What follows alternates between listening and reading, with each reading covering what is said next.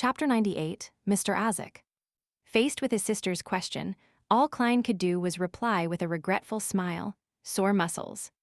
He originally believed that by consuming the sequence potion, his constitution would be enhanced as a beyonder, but the harsh reality told him that a seer's stats points were all allocated to his spirituality, mind, intuition, and interpretation. It didn't aid him in adjusting to combat training quickly. As for the original Klein, he had focused on his studies early on and had suffered from malnutrition. That led him to possess a below-average physical condition. The fact that he was having after effects from working out was to be expected. Sore muscles, I remember you returning after dinner last night and you didn't do anything else. Does alcohol cause sore muscles? Melissa inquired with an inquisitive look. Does alcohol cause sore muscles? Sis, that question can't help but make me have inappropriate thoughts.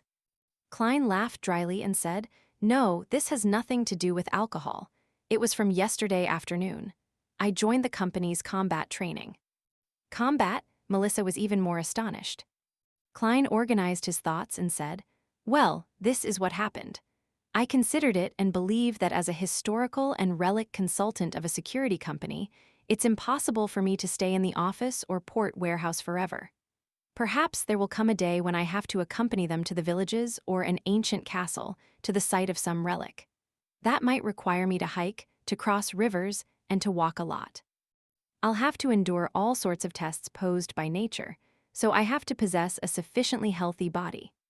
So you joined combat training to enhance your stamina. Melissa seemed to understand her brother's intention.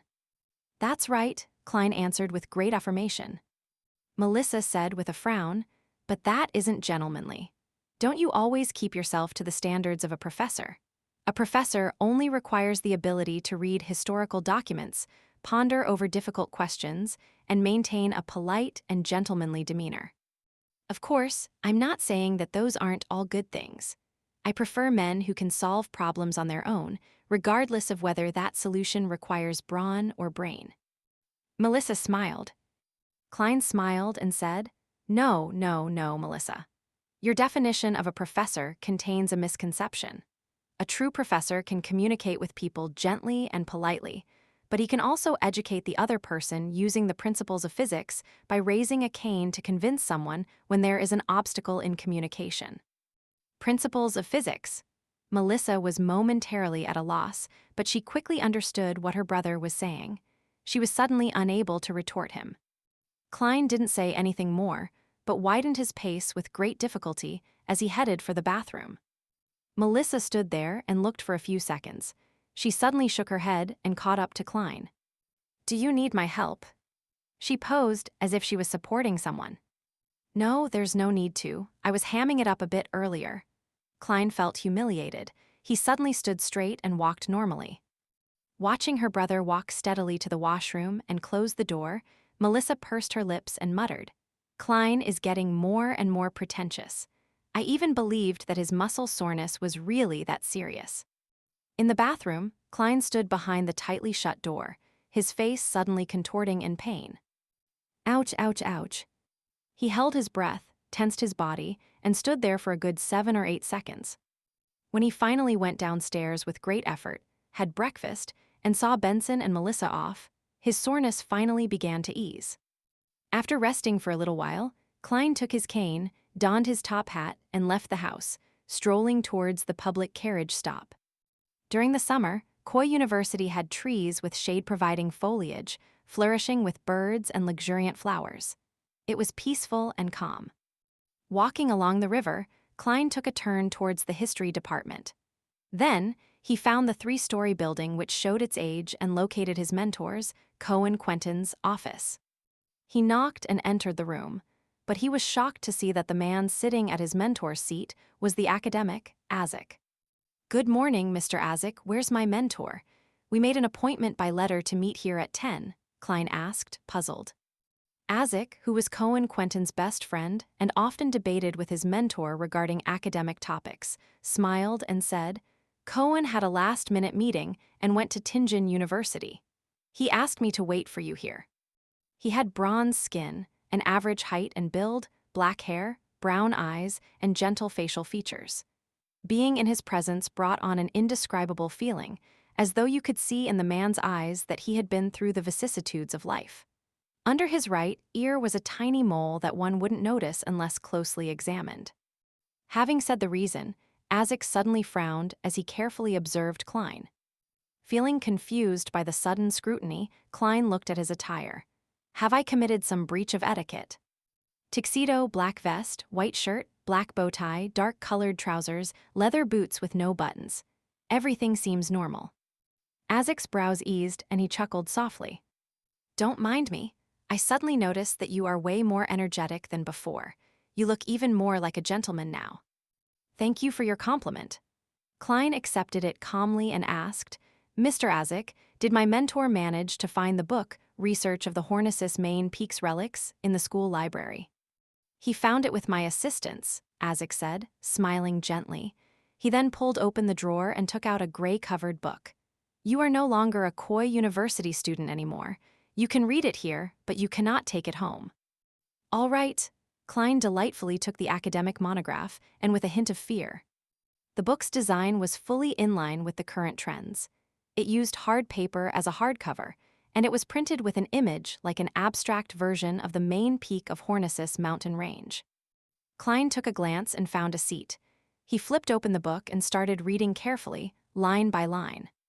As he became engrossed in the book, he suddenly realized that there was a cup of rich and fragrant coffee by his side. Help yourself to the sugar and milk. Azik put down the silver saucer and pointed at the milk jar and sugar container. Thank you, Klein nodded with gratitude. He added 3 cubes of sugar and a teaspoon of milk before continuing to read his book. The book, Research of the Hornicis Main Peaks Relics, was not a very thick book. Klein finished reading it when it was almost noon. He took note of a few noteworthy points. First, the settlement on the main peak of Hornicis Mountain and its surrounding area was obviously an advanced civilization, which existed as part of an ancient nation. Second, from their wall murals, their perspective on life appears similar to that of humans. I can assume for now that they were human. Third, they revered yet feared the darkness of the night. Hence, they call their god the ruler of the Evernight, mother of the sky. Fourth, the weirdest part is that researchers haven't found any graves in the entire area, which initially seems to indicate that the people didn't need to be buried because they didn't die. However, that would be contradictory to the contents of the wall murals. In the wall murals, the people in the nation believed that death is not the end. They believed that their deceased family would protect them in the night. Hence, they would keep their deceased family members at home, on the bed, by their side, for a full 3 days. There is nothing beyond that for the wall murals, as it doesn't involve burials. Klein took another sip of coffee and continued to write down his afterthoughts in his notebook. Mother of the Sky, Sky Mother is such a grand title, while the ruler of the Evernight obviously overlaps with the Evernight goddess. Is this a contradiction at its roots? In the ancient remains on the main peak of the Hornicis mountain range and its surrounding area, every arrangement and decoration was well preserved. Even the wall murals didn't have any signs of damage. Before it was discovered, there seemed to be no disturbance at all. The table was arranged with cutlery, and there were dried stains of rot on the dining plates. In some rooms, there were half-filled bottles of alcohol that had almost turned into plain water. What happened to the nation's people? They seemed to have left their homes in a hurry without taking anything with them, and they never returned. Considering how there are no burial grounds, this only makes it weirder. The author, Mr. Joseph, also mentioned that, when he first discovered the remains, he even had the belief that the people residing there had just vanished all of a sudden. Klein stopped writing and cast his gaze at an illustration. On John Joseph's 3rd visit to the main peak of the Hornicis mountain range, he had used a new camera model to shoot a monochrome photograph. In the photo, the lofty palace had a collapsed wall and was overgrown with weeds.